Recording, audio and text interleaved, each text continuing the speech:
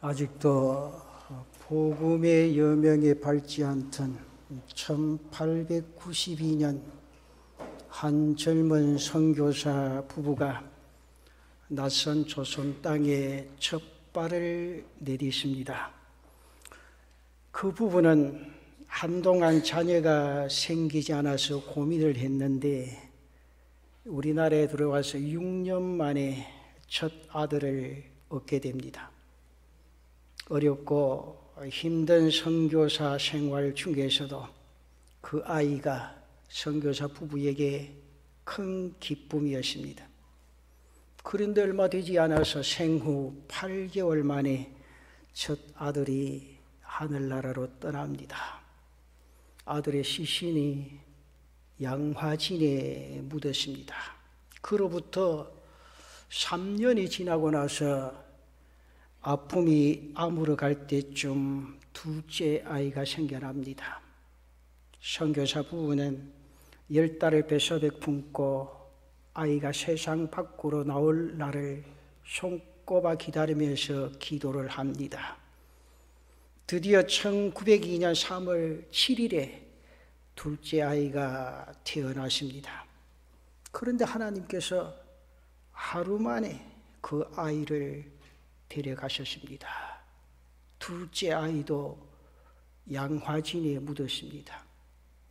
1년 뒤에 이번에는 아이를 잃은 슬픔을 이기지 못하던 사랑하는 아내가 세상을 떠납니다. 이제 양화진에는 자신의 목숨보다 사랑했던 세 사람 모두가 거기에 묻혔습니다. 이 모든 일들을 유심히 바라보던 조선 사람들이 이 선교사에게 묻습니다. 당신이 전하는 예수가 도무지 누구이기에 이렇게 당신을 힘들게 합니까? 이 질문에 선교사는 대답 대신에 찬송가를 지어서 불렀습니다. 그 찬송가가 96장입니다. 예수님은 누구신가 우는 자의 위로와 없는 자의 풍성이며 천한 자의 높음과 잡힌 자의 노임되고 우리 기쁨 되시네. 이분이 누군가 하니까 미국 북장로회에 소속된 민노아 선교사라는 분입니다. 여러분, 우리나라의 이희대 박사라문을 여러분 아시는지 모르겠습니다. 1989년부터 1991년까지 미국 국립암연구소에서 암 전문의로 있습니다. 그러다가 강남 세브란스 병원의 암센터 소장이 되어서 한국으로 옵니다. 특별히 유방암 수술과 치료의 권위자입니다.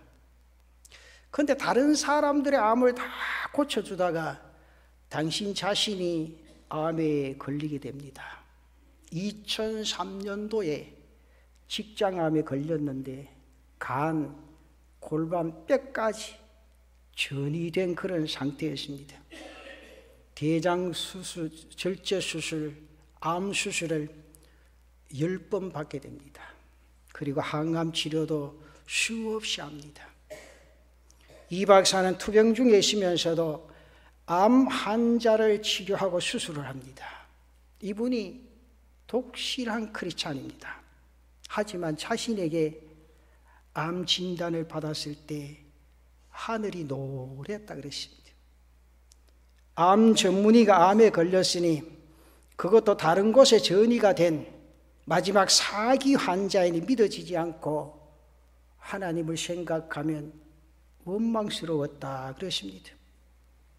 내가 이 세상의 삶을 살면서 뭘 잘못했다고 하나님이 나한테 이런 시련을 주시는가? 이런 시험을 주시는가 방황을 하게 됩니다. 그러나 계속되는 수술, 항암 치료를 받는 가운데 서서히 암이라는 시험을 주신 하나님의 섭리를 발견하고 깨닫게 됩니다.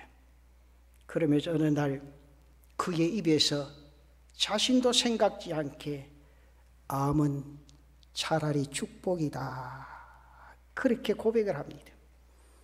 암에 걸리고 나서 자신의 삶이 완전히 바뀌었다는 겁니다. 암에 걸리는 것이 반드시 나쁜 것만은 아니라는 확신이 자신의 가슴 속에 생기게 됩니다. 암과 싸우는 가운데 예전보다 훨씬 체력도 좋아지고 자신의 인생의 삶이 바른 생활을 하게 되었다. 그리고 자기가 암에 걸리고 난 후에 가족이 더 사랑스럽고 자신이 하고 있는 일이 너무 자비스럽고 긍지를 가질 수 있게 되었다는 거지. 이전에는 같은 일을 해도 힘들고 짜증스럽고, 그런데 암 걸리고 난 다음에 사소한 일에도 의미를 부여하게 되고 최선을 다하게 되고, 그러면서 자신이 하는 일이 언제나 좋은 결과로 나타나지게 되니 보람을 얻게 되어졌다. 그래서 암은 축복이다 라는 것이 이 희대 박사의 지론입니다. 그의 저서 희대의 소망이라는 책에 이 글이 나옵니다. 나는 사망의 삶을 사는 사람들에게 삶을 살도록 도우시는 예수의 사랑을 전하기 위해서 이 책을 쳤다.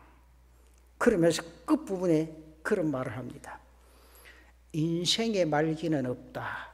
생명의 오기가 있을 뿐이다. 그랬습니다. 암사기와 같은 절망과 고통 속에 있는 분들에게 생명의 오기를 살 수 있다는 기쁜 소식을 전하고자 함이었습니다. 자신은 비록 암사기로 투병하고 10번이나 재발하고 그런 수술을 수없이 했지만은 고난 뒤에 오는 하나님의 축복을 경험할 수 있었다는 겁니다.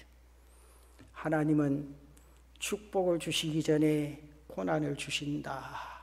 그러면서 그 책에 보면 귀한 글이 있어요. 하나님은 비빔밥을 주신다. 저는 그 글을 읽으면서 여기 왜 비빔밥이라는 책을 썼을까?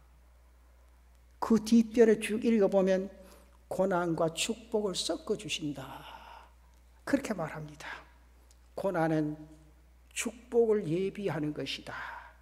나는 모든 일에 감사한다. 내게 암이 10번 재발한 것도, 간과 뼈에만 암세포가 재발한 것도 감사한다. 한쪽 다리를 쓸 수 없는 절름발이가 되어서도 감사한다. 혼자 힘으로 하는 바지를 입을 수 없지만 그래도 감사한다. 내 다리에 통증이 와도 잠을 못 자고 가만히 앉아서 간신히 눈을 붙여도 하나님 앞에 감사한다.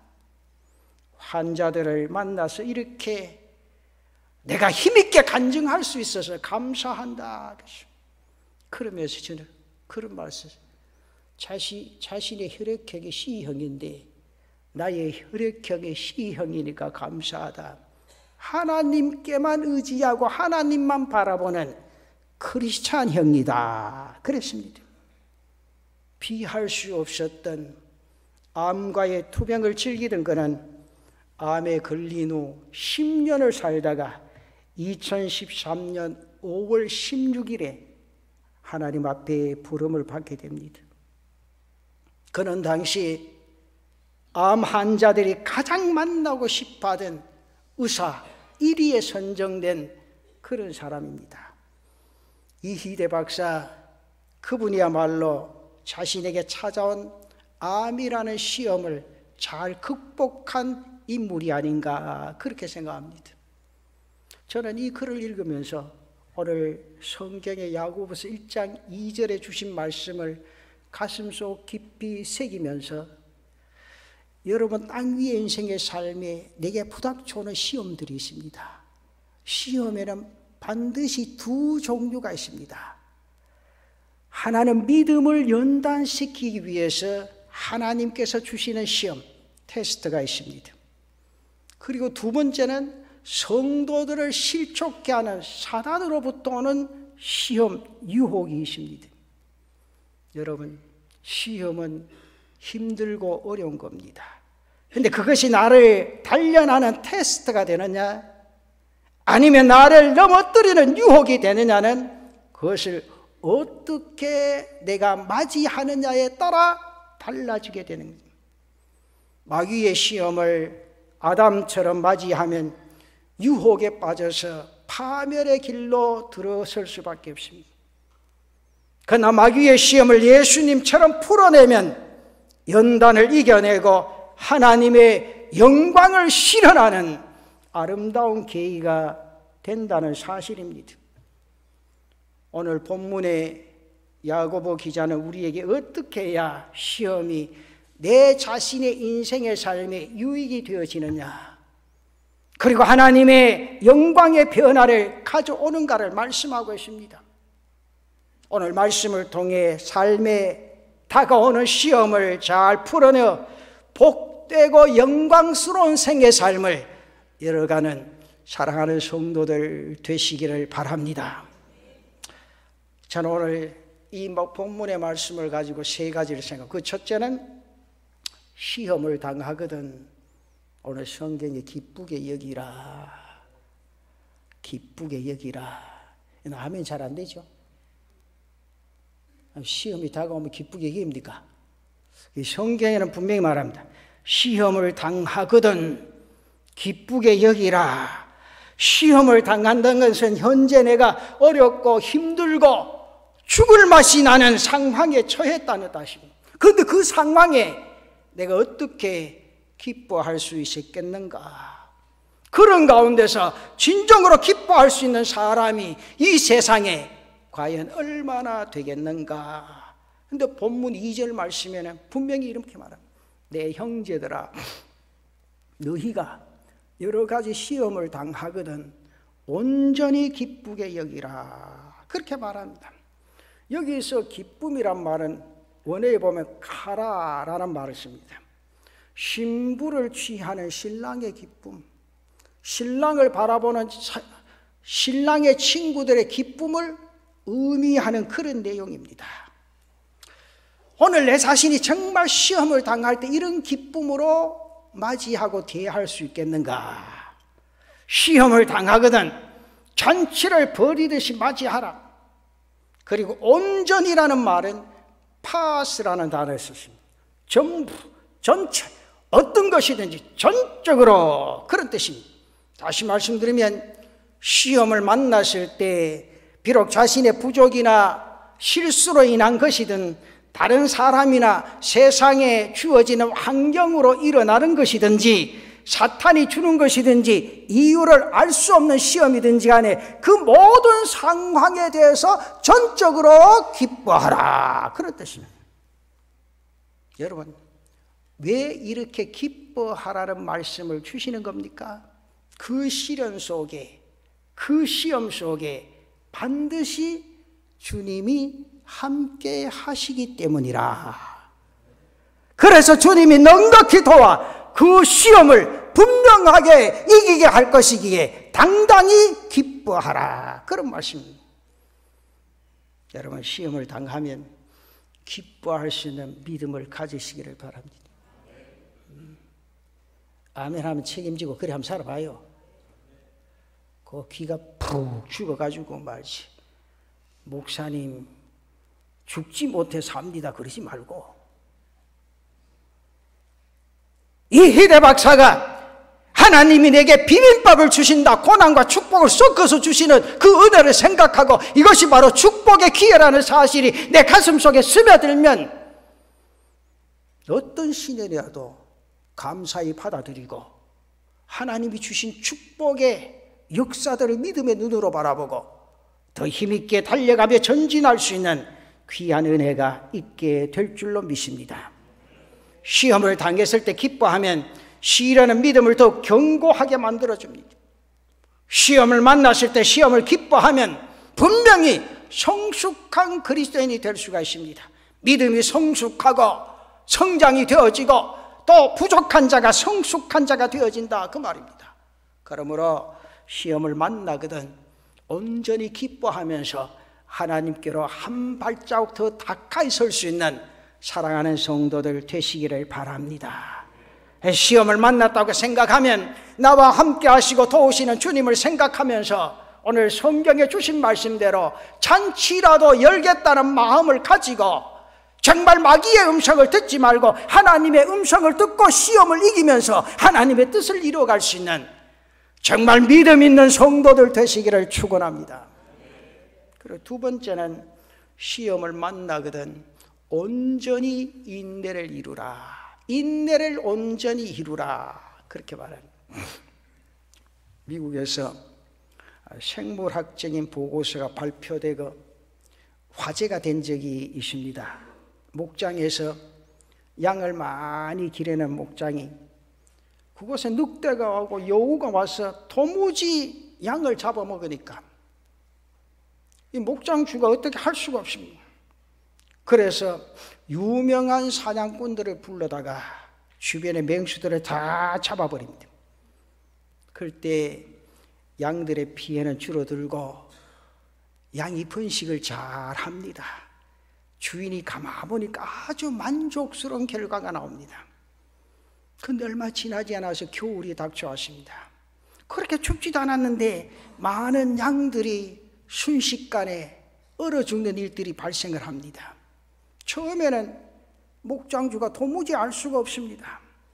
그 다음에 생태학자들이 와서 조사를 한 후에 그 이유를 이렇게 밝혔습니다.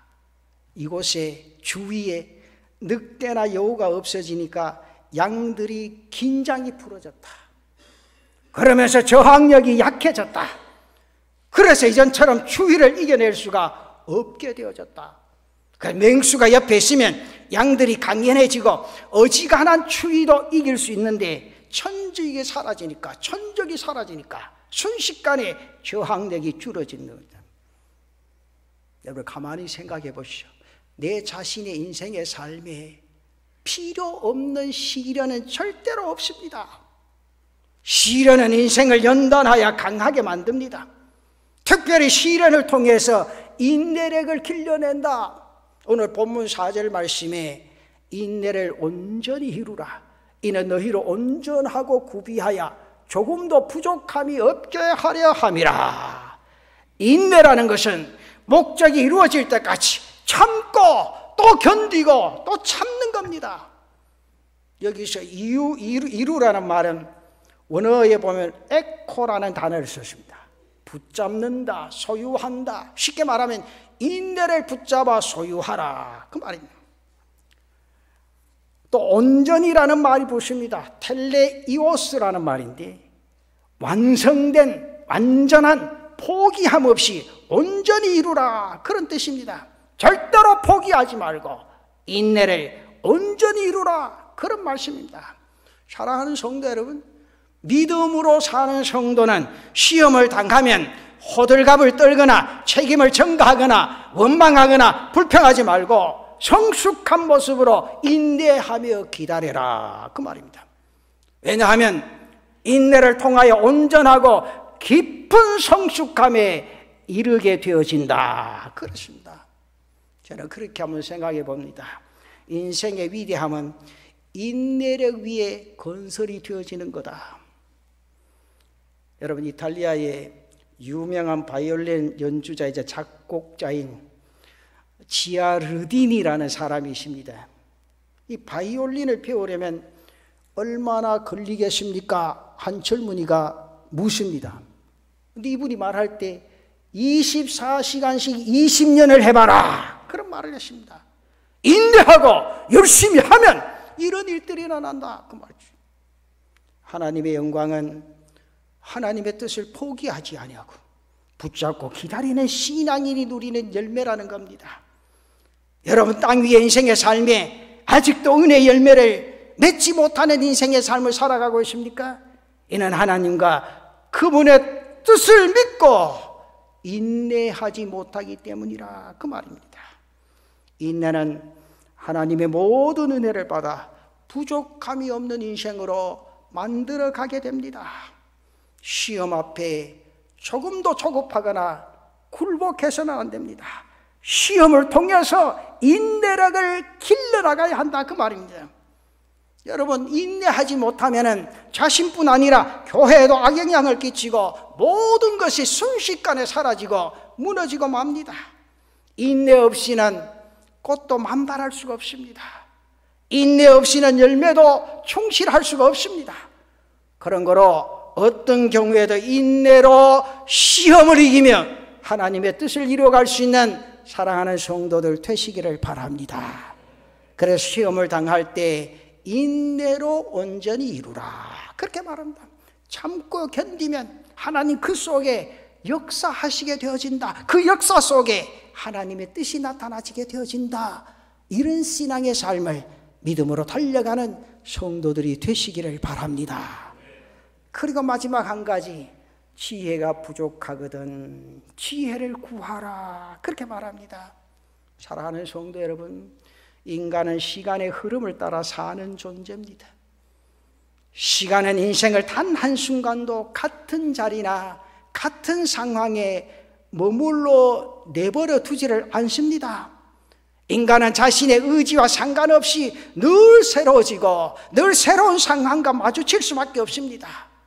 때문에 이미 지난 경험이나 지식만으로는 인생을 풀어나가기는 굉장히 부족합니다. 그래서 매 순간을 대처하고 풀어나갈 능력이 필요합니다. 매 순간의 현실을 풀어나가고 대처하는 능력이 바로 지혜가 아닙니까? 참다운 지혜는 인간에게서 나오는 것이 아니라 하나님께로부터 나옵니다. 그래서 잠언 기자는 잠언 3장 13절과 14절에 그렇게 말합니다. 지혜를 얻은 자와 명철을 얻은 자는 복이 있나니 이는 지혜를 얻는 것이 은을 얻는 것보다 낫고 그 이익이 정금보다 나음이니라 그랬습니다. 여러분, 성경에서 가장 지혜로운 임금 누굽니까? 솔로몬으로 꼽고 있습니다. 솔로몬이 천하의 지혜의 왕으로 이름을 낸 것은 그가 바로 하나님께 지혜를 구했기 때문이라 그 말입니다. 사랑하는 성도 여러분, 날마다 이 땅 위의 인생의 삶에 하나님께 지혜를 구하고 하나님 주신 지혜로 이 땅 위의 인생의 삶을 승리하며 살아가는 사랑하는 성도들 되시기를 바랍니다. 여러분, 참다운 지혜는 하나님께로부터고 하나님만이 우리에게 허락하십니다. 때문에 가장 최선의 지혜는 하나님을 인정하고 그분께 간절히 구하는 겁니다. 노예 해방의 맹운을 건 남북전쟁 당시에 대통령이었던 아브라함 링컨의 고백이 이렇게 나옵니다. 나는 무릎을 꿇고 기도하지 않을 수 없었다. 그 밖에는 아무것도 할 수 없었기 때문이다. 나의 지혜나 주위 사람들의 지혜도 그와 같은 사태에 대처하기에는 충분하지 못하다고 여겼다 그랬습니다. 가장 귀한 지혜는 모든 상황, 모든 문제 가운데서 겸손하게 하나님의 도우심을 구하는 것이라. 오늘 본문 5절 말씀에 그렇게 말합니다. 너희 중에 누구든지 지혜가 부족하거든 모든 사람에게 후히 주시고 꾸짖지 아니하시는 하나님께 구하라. 그리하면 주시리라. 여기 구하라, 이 말은 기도하라 이 말이지만은 그 뜻이 굉장히 놀랍습니다. 여기 원문 보면 아이오테라는 뜻입니다. 자신의 몫으로 어떤 것을 요구하라. 공적인 요구의 의미로 사용되어진 말로 나타납니다. 이 청구하라 그런 뜻입니다. 채권자가 채무자에게 빌려준 물건이나 위탁했던 것들을 돌려달라고 요구할 때 쓰여지는 그 단어입니다. 다른 사람에게 정말 불쾌하게 느낄 정도로 요구하는 뜻으로 사용되어진 그런 단어입니다.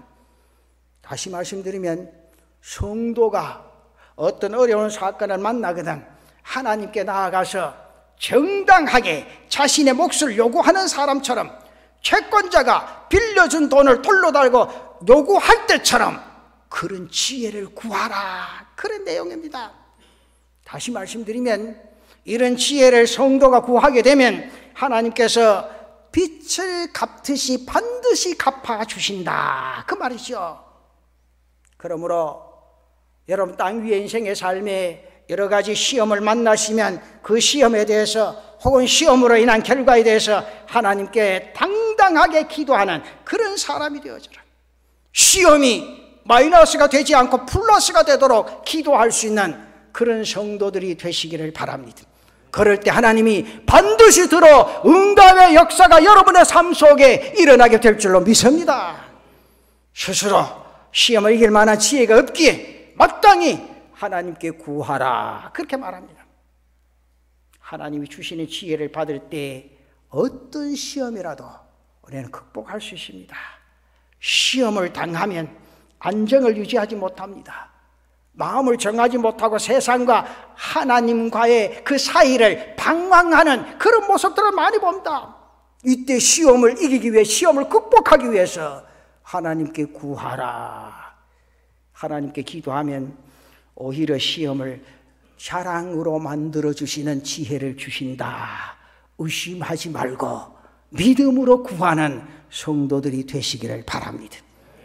그리하여 예수께서 시험을 이기신 것처럼 여러분 인생의 삶에 어떤 시련이 온다고 할지라도 시험을 자랑거리로 만들 수 있는, 정말 하나님의 뜻을 이루어갈 수 있는 제단의 성도들이 되시기를 바랍니다.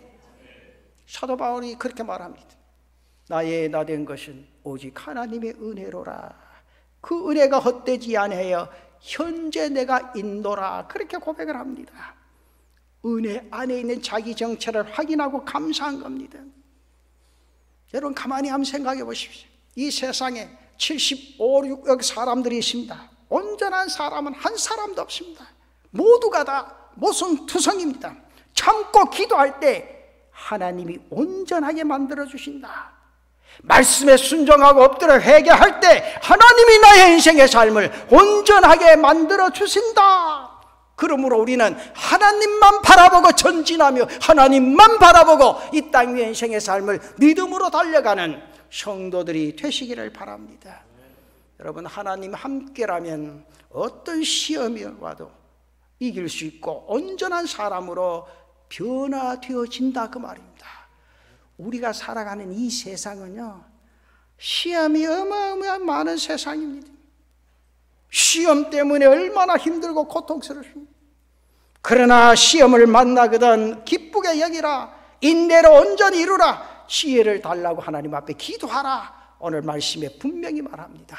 사랑하는 성도 여러분, 우리는 부족하지만 하나님이 함께 하심으로 여러 가지 시험을 이길 수 있는 은혜와 능력과 지혜를 하나님이 주실 줄로 믿습니다.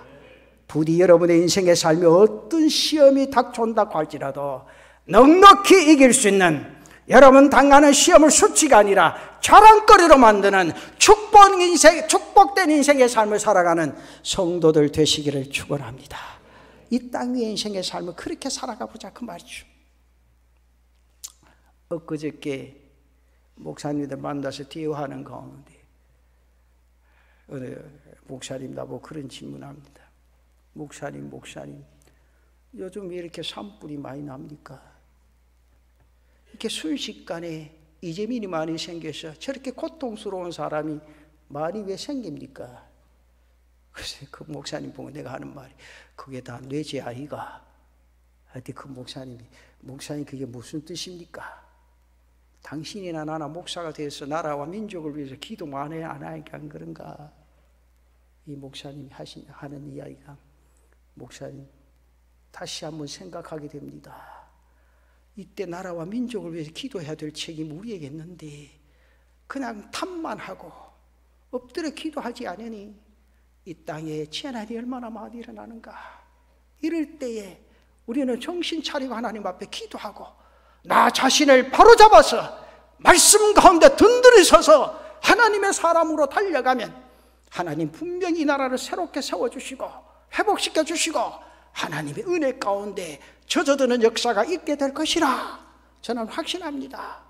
여러분 오늘 이 말씀 꼭 기억하고 하나님 앞에 엎드려 기도하며 내게 오는 모든 시련을 축복의 길로 만들면서 하나님의 뜻을 이루어갈 수 있는 복된 성도들 되시기를 바랍니다.